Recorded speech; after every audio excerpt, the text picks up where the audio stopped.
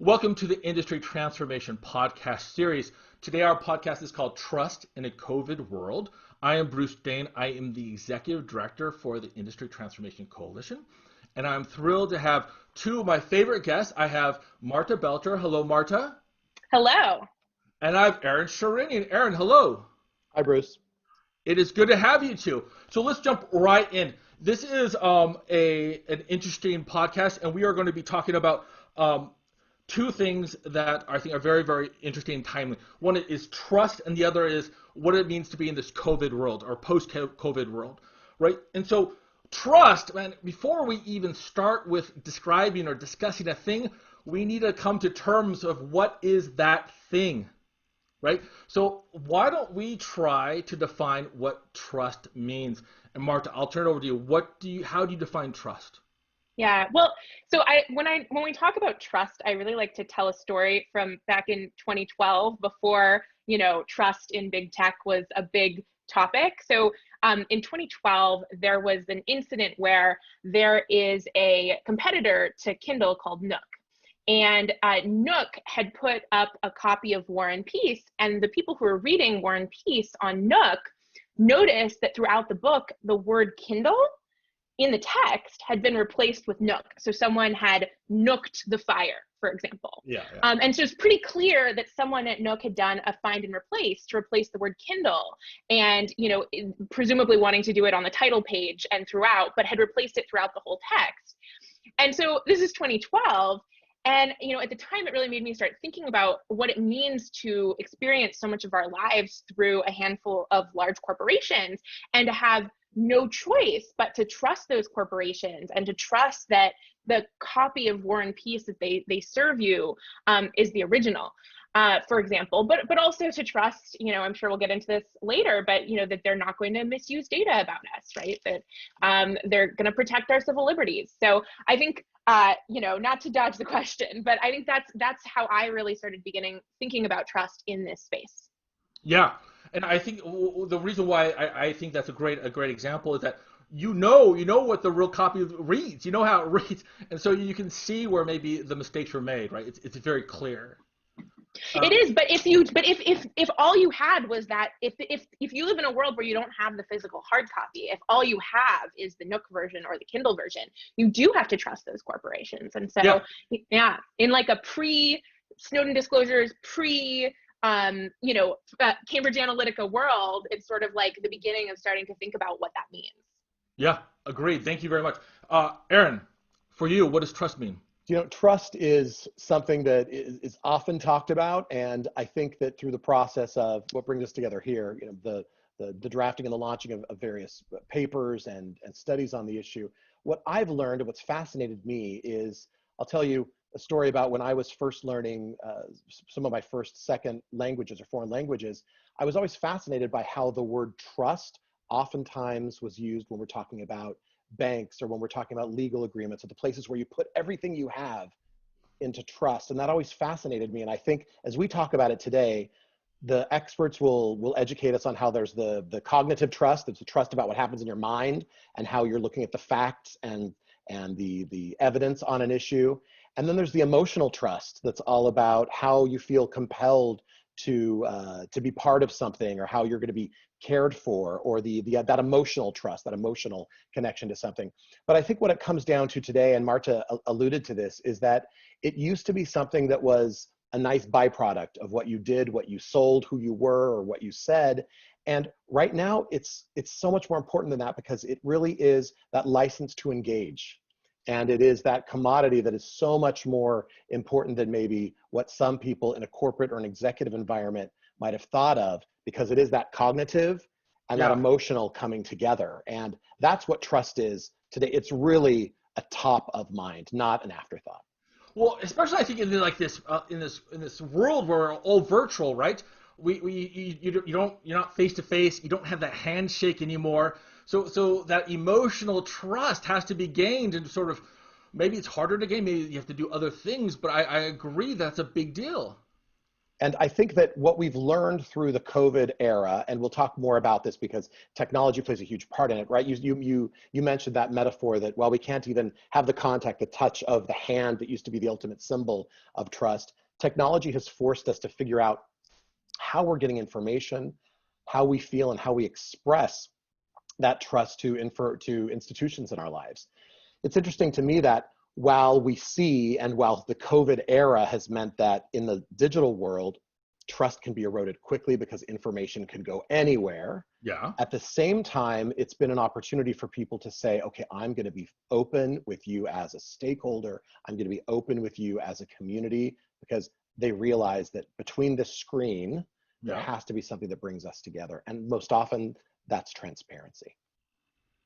In your role as Vice President of Global Communications Transformation for Philip Morris International, PMI, we'll call it PMI quite a bit during this conversation. Trust is a big deal, and PMI was the sponsor of this white paper. The white paper is called "Trust in Our New COVID World." Tell us why PMI is so interested in trust and so engaged on the topic. It's key, and I'm glad you raised it early in our conversation, because I mean, you and Marta are people that I trust, but I want to make sure that as people are listening in and as we're talking, that we're very upfront about the reason. PMI acknowledges that trust may or may not have been lost for many people as they associate our brand with various parts of their experiences over the years, and the company, and very upfront in the paper itself, we understand that many people may not trust our company nor the industry. But as we're transforming the business, what we're asking people to do is to recognize that we recognize it takes time. Yeah. We recognize it takes showing up with science and evidence, information and examples, real examples of how a transformation can take place. And if you look back in history, there are businesses or entities that at one point or another have had a crisis of trust for various reasons. Yeah. And what it takes is, if you're going to change, it takes first and foremost that recognition. Okay, we're not going to ask you to trust us immediately. We're going to rebuild it through activities where we're going to be transparent. We're going to try to be as authentic as we can. And as this company moves toward a smoke-free future, a future that moves beyond the combustible cigarette that you may have known our company for in the beginning, it's going to take a lot of trust building. And that trust building means things like this. It means really defining it, really, getting our hands dirty and learning about what it takes to re-engage with parts of civil society, and to ask the question, what is the evidence, what is the science, what is the proof that would help you understand that transformation is built on a place of trust? Yeah. Interesting. I think that is, right there, that this white paper is so candid, right? And I think we had this conversation before where just on page 2, you're saying, man, we realize, like, as a company, we realize, as an industry, we realize that we have a long way to go. And the experts that we've asked to help us in this regard, and those experts include our stakeholders, the people that we work with and that we need to be talking to about what it would take to get us to that smoke-free future. And then the experts on trust themselves, experts in ethics or experts in trust, they've all advised us that the one thing that you need to realize is that it is not immediate, and while it can be lost quite quickly, it is regained only after a lot of evidence, a lot of transparency, and some time. Yeah, yeah. Definitely. Another part of this white paper, which really is a fascinating read. There's a lot of talk about what are the institutions that people trust. And Marta, I'm going to ask this question of you. And you're there in Silicon Valley with all your tech, beautiful friends, and with all of your smart people that are there in the Bay Area doing interesting things. And so you have a degree from Stanford, yes? A law degree. I do, yes. Well, that's a big deal. I'm impressed. And Stanford is a university known for research, for technology, and it's right there in the heart of what's going on, I think, in the Bay Area. I think people will agree. And so in this paper, it talks about what institutions do people trust, right? And part of it is we trust science and technology, and we trust less some other institutions. let's talk about that. So this is your sandbox. This is your day in and day out. Tell us about maybe you can tell us a little bit difference between technology writ large and maybe what we know as maybe big tech. I think is the term that's kind of evolved. Yeah, absolutely. Well, right now, I think there are very few sort of industries that are trusted less than big tech. But I do think that there's a big difference between trusting tech companies and trusting technology itself and science. Uh-huh. And I think that in terms of the technology itself, one of the things that really allows people to trust technology is when you are focusing on, for example, open source software, right? Where you can actually look and see the code and see what's happening, and you can actually trust the technology without needing to trust any particular person or institution that built that technology. And so I think open source software and open source generally is so important, in this time for fostering trust in technology. Yeah, and so if we also another entity or another institution is the lack of trust that is in the government. What's your Yeah. what's your take on that?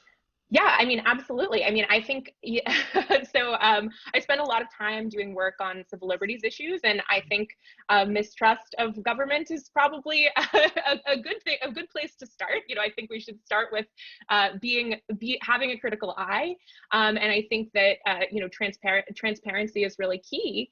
And as I've said, there has been a lot of so one of the areas where I spend a lot of my time is cryptocurrency and blockchain.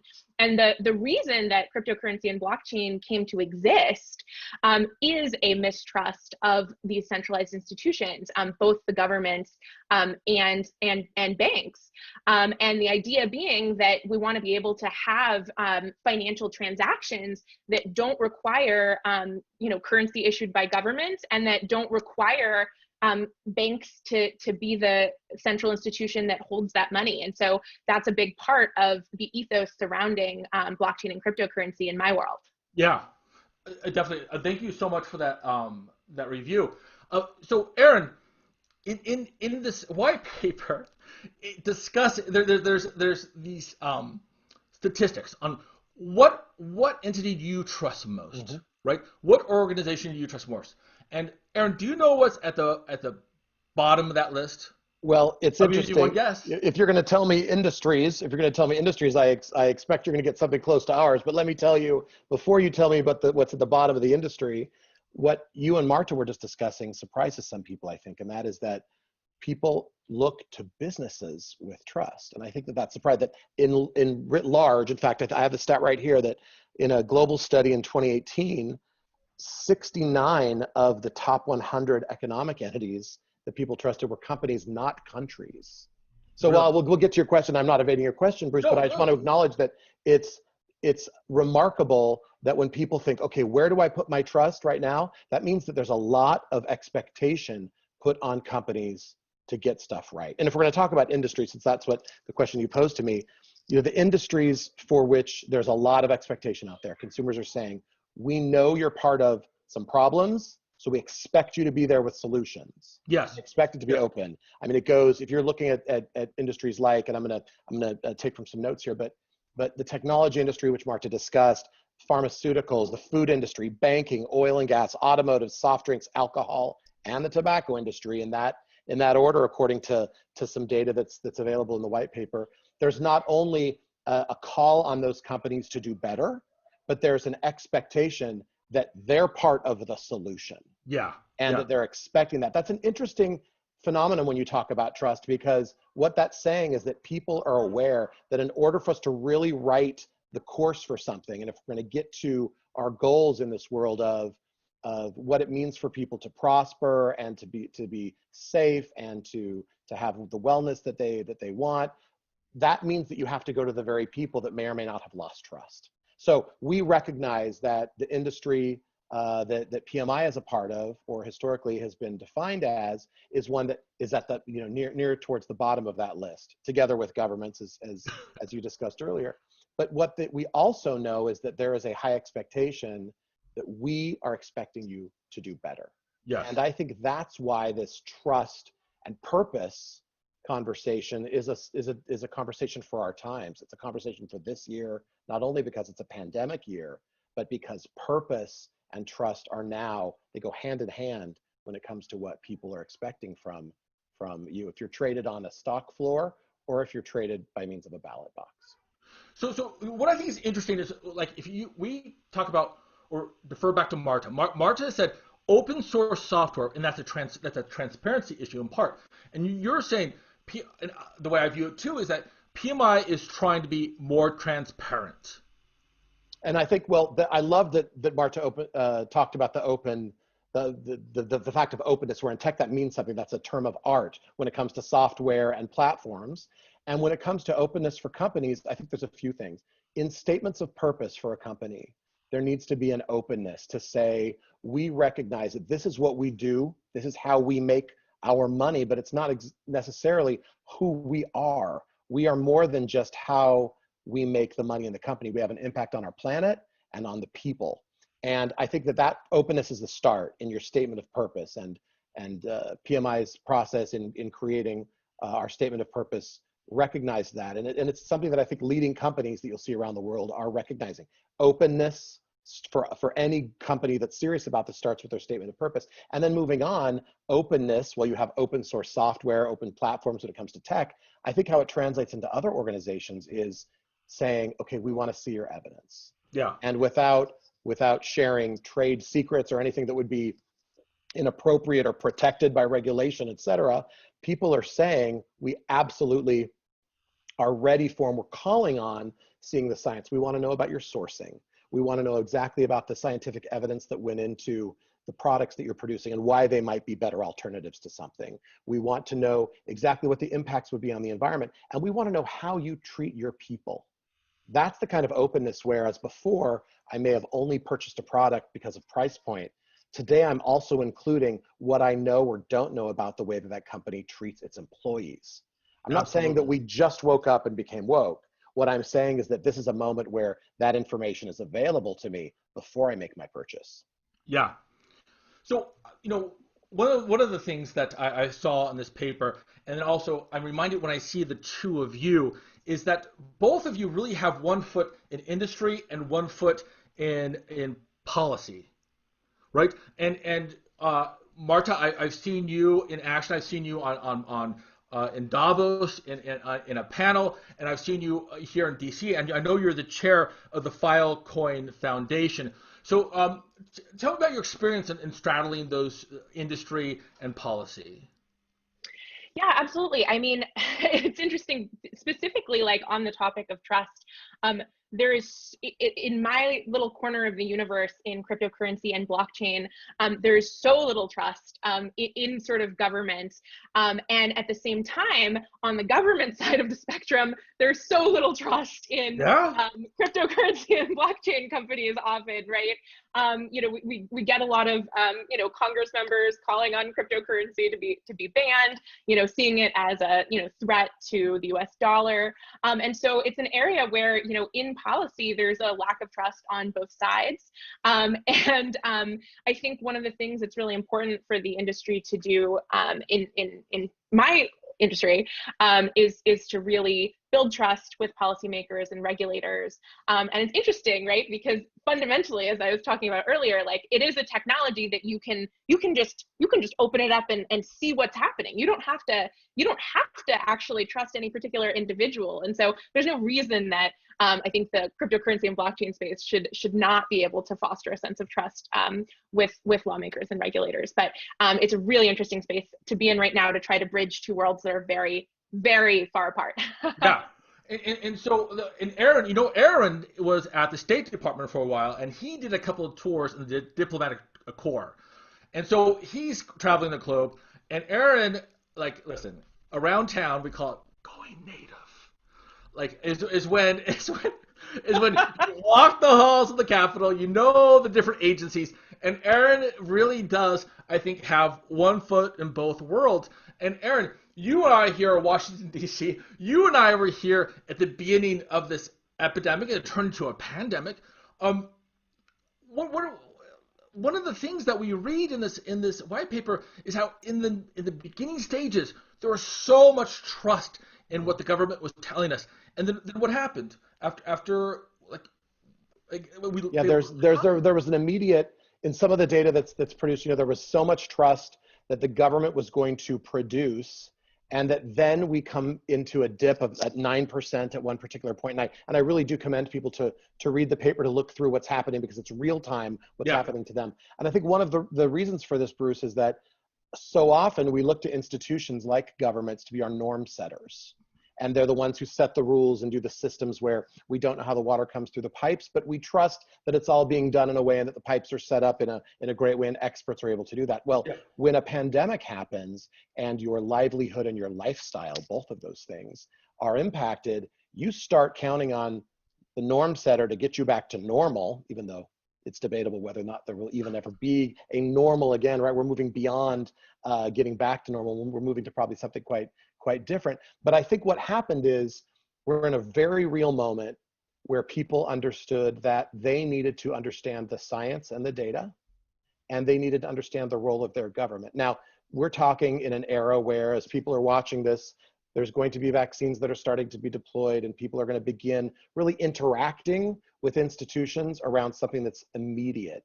And I think that is the reason that trust has become such a premium at this moment, because we're looking at a global phenomenon about, am I going to thrive, and will people that I care about be alive, depending on how people deliver on these things. One thing I want to pull out from the paper, Bruce, for those who were with us, is that ministries and departments of health, in according to some of the studies that were shared, a 2020 study, came out on top in terms of the most trusted sources of information in certain places, whereas the least trusted sources were national or federal governments and media. And what does that mean?